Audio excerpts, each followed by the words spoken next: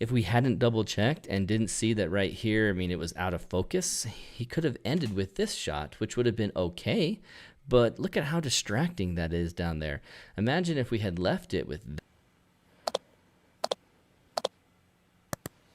Today we're going to talk about a success story in Escalante. If you saw the title of this, Root Scalante is celebrating an image that was the favorite image of William DePaulo, who came out with me last week at Escalante for a workshop. And man, did we have an experience together. It's just, let's put it into perspective. Some of you here, maybe tonight, give me a word if you have. Okay, if you are, I'll say are, not have. If you are a complete and utter beginner in Milky Way photography, and not only is this year your first year doing it, but you're actually going to have your very first Milky Way captured this month, next month, or the month after that. So the month after this, the month before, or the month right now. Is this your first Milky Way you've ever captured? Mention that in the comments because I'm really curious. Boom, let's go with it. IMAX screen. Little Aaron's talking to you guys now because we want to show you Diapalino, William DePaul. So you guys understand what's going on here. I'm going to go bigger images. Let's start off with his very first image ever was a panorama. And, oh, where do I have that? I think I have that in my downloads. So let me just pull it up in my downloads real quick. Here is his absolute very first Milky Way shot. And he had the added challenge of doing a panorama. He had a 14 millimeter pano, and we weren't in a most ideal scenario of panorama in this location, but we went for it and tried it out, and it was just unique and curious, and there's a lot of headroom. But this is his very, very, very first Milky Way. So then we transitioned to another location, and we went in here and captured Bagel Rock, that we're starting to call this, because it looks like a bagel. You might remember it, Teresa. You might remember it, Mary Beth, those of you who are in the workshop. In sync.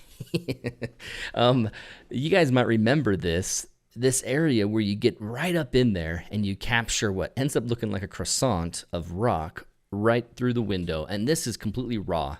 Nothing has been processed on this image, by the way.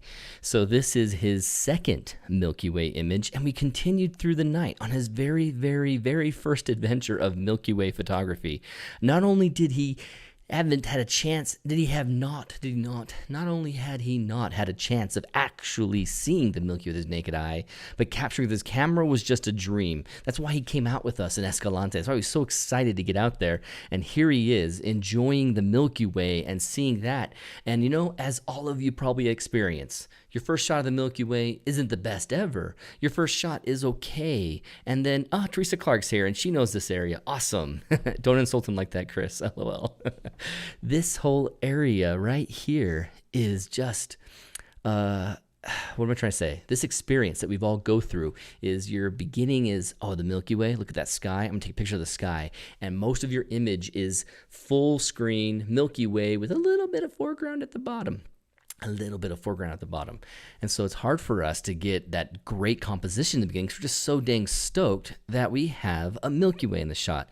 So we continue on and we capture other things. But then the challenge from me, the instructor, is get in there, get on that composition, get something really big to kind of break the plane and go up and try something else. So he's trying something else, and we're trying different lights and we're trying different positions, and these are okay. And then suddenly he gets an idea of, that's a really cool tree down here. He sees this. He sees these trees and just how awesome they look. And he's like, you know what? I'd love to feature these cool, gnarly roots down there. These gnarly roots are down here. What can we do for that? So then we played around, and there's like 4 or 5 different mistakes that happened before this one. Right here, next. So we find a composition that he's totally proud of. And we've got the tree in line. We have the roots. We have a really cool rock. Even with the shadow side of these, it's okay, as we have one light on because we grabbed the other light that we had just to help light this tree. And then we had to focus stack. So you're going to see some different coloring, some different focus stack as we go through it. And then this is the final. You guys have probably seen it in the thumbnail of this video. You saw a close-up of it. Well, now with this, you can get a big feature on it, and it's what he has called Route Escalante. And it's really neat that a guy went from very first Milky Way ever to creating something that's one of his masterpieces and portfolio images. He's lined up Jupiter right here between the rocks. He's got Raufuki right there. He's got them coming off the Milky Way, coming off the rocks and shining into the sky, going to the corner. He's got a nice straight view of this, and then just nice focus stacking going all the way through the roots, and just the detail captured here.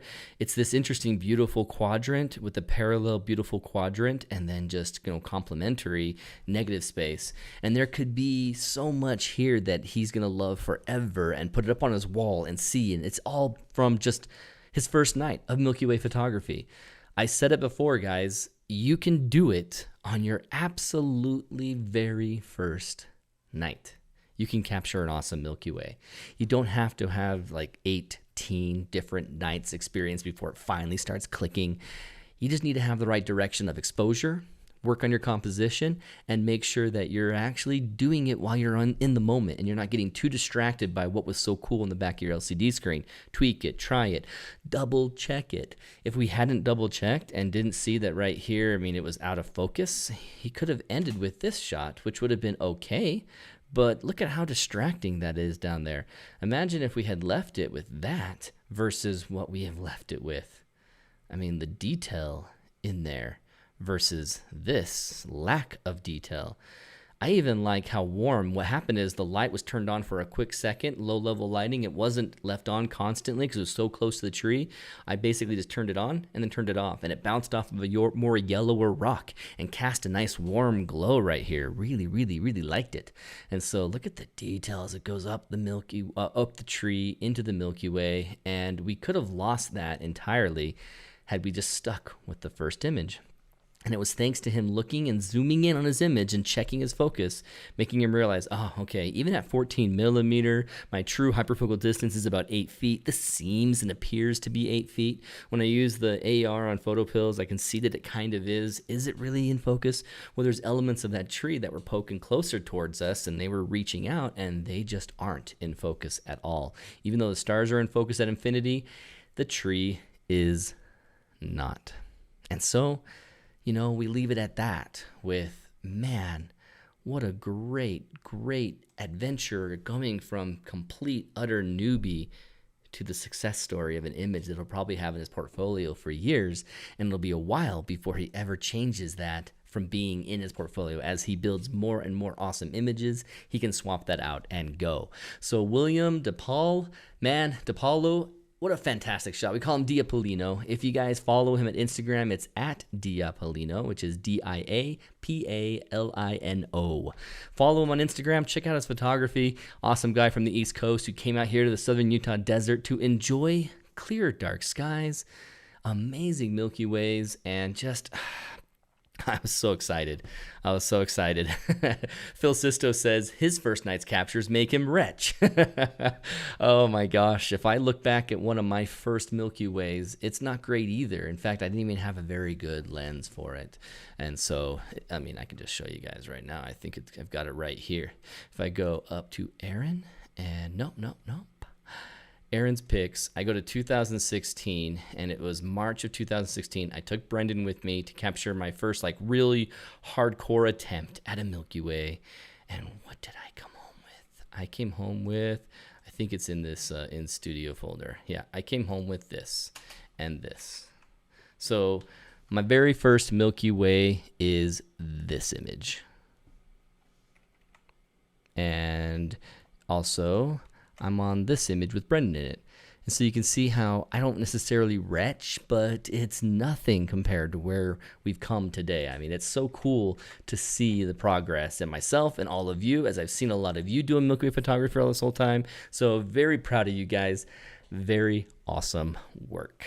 So, newbies out there, hold on to your faith and hope that you just need to get out there. And if you have a camera that is a definitely old sensor, something like a T3I or something really ancient, you're going to experience more problems than you're going to experience with just a nice camera like he has. He brings in a Sony a7 III. I have a nice Canon. You guys have out there a nice Nikons. You guys got nice Sonys.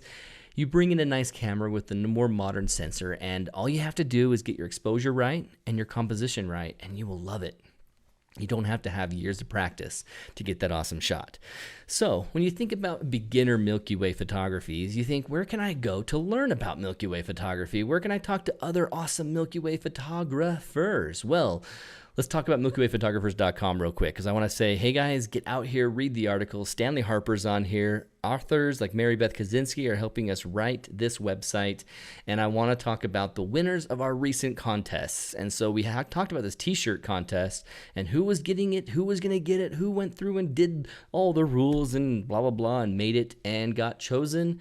And that was Jerry Thompson. Jerry Thompson of Utah, congratulations, man. He has won a shirt. Jerry Thompson's been following Photog Adventures forever. He's actually gone out to my silo and captured really cool shots of the silo, and now he has a tracker. So Jerry Thompson, well done winning your Milky Way Photographers t-shirt. And another giveaway that we did right overlapping with this was the Mindshift backpack giveaway, and the winner is Jeff Lassant of Texas. So hey, Jeff, well done. I think you won a 36-liter bag, and that's awesome to get one of these backpacks from Mindshift. Mine's a Mindshift bag. I hate my little rotating bottom part because I just don't use it for that reason, so I need to get a different one. And that 36 backlight liter, man, I would like that.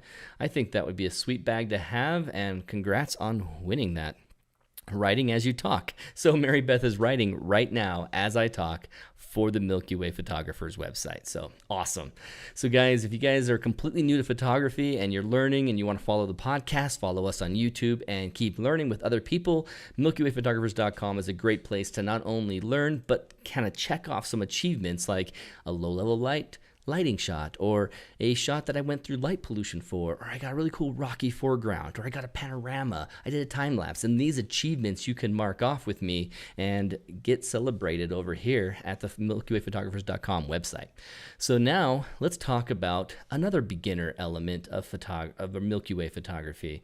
And let me make sure that I have my Photoshop in the right spot. Okay, there's that, and there's this. Okay, cool. Now I have my screen set up. Let me pop over to my Mac screen again. So here we are, Mac screen. If you're looking right here, you can see the Milky Way. This isn't what our naked eyes are going to see. We're not going to necessarily go through and see all this detail when we get out there. Especially in your first few times, you won't be as comfortable. So how can you possibly find that Milky Way when you need it? You're in a light polluted area. You have the problem of light pollution. How are you going to recognize where the Milky Way core is? How are you going to find it in the sky if you don't recognize, okay, southeast over there, and you haven't pulled out photo pills yet? What's a quick and easy way for you to find the Milky Way core? Well, the very first thing you're going to see is a constellation on this side of the Milky Way core here in the Northern Hemisphere. And in the Northern Hemisphere, we are benefited by this constellation to really kind of give us a foreshadow. You're driving down the road, you look out the window and you see, oh, okay, there's Antares, and I can see, okay, there's Scorpius. Yep, Milky Way core is going to be there in just a little bit. Let me hurry and get in position. And so let me talk about that. Let me show you guys this image right here. I realized that it got moved over another screen, so let me pop this screenshot up. Stellarium was crashing on me before I went live, so I decided to bail on that plan of showing Stellarium. So let me just show you guys this image so you can see the constellations. Here's the core, and here are the two constellations by the core that you need to know outside of the third, which is Cassiopeia. And so if you're looking at this, Sagittarius and Scorpius.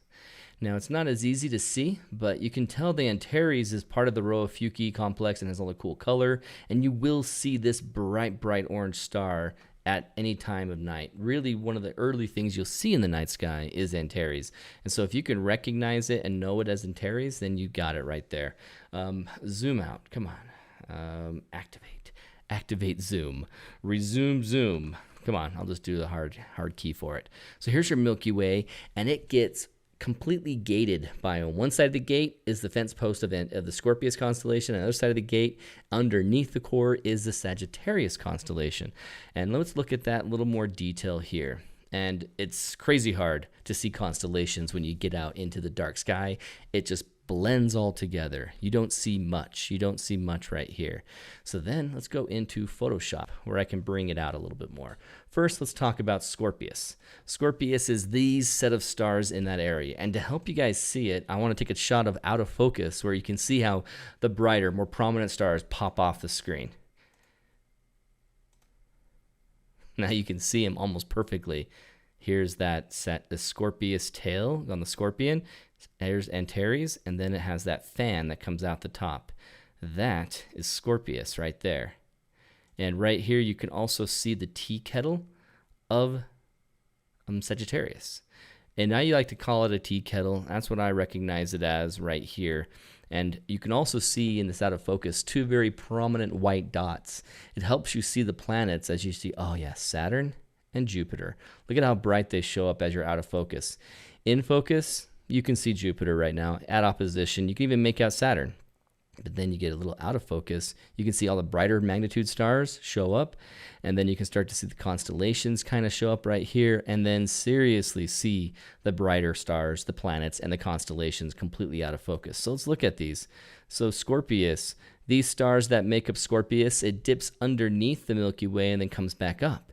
And so when you see that full hook of the Scorpius constellation, you know that the Milky Way is towards vertical and towards the later part of the night. In the beginning, all you see is this. And when you see Sagittarius, you see Scorpius and then Antares right here, you know that that leads you right into the core. Before Jupiter was right on top of the core and was over here, or Saturn was over here with the 3 stars of 3 lights of Saturn, Antares, and Mars, we could tell that this triangle meant here's the core. And you look over and you see that the core begins at this point. So even if you're in a light polluted area and you see Sagittarius or you see Scorpius, you see the Antares, you're like, okay, I can see Antares, I can see the fan going off of it. Just to the left and down, that's where my Milky Way core is going to be. Let me take a picture over in that spot. And you can also plan your composition by looking at that and saying, okay, I went too far to the right because now a tree is blocking my view of Antares. That's going to be really close to the core. So maybe I'll bring Antares inside of the tree and the framing, and I can try and get that to work. And then when you see the Sagittarius constellation happen, you can tell that this tea kettle right here is kind of following the Milky Way core as it gets higher. And so between them, you can see, okay, everything between that spot is the Milky Way core.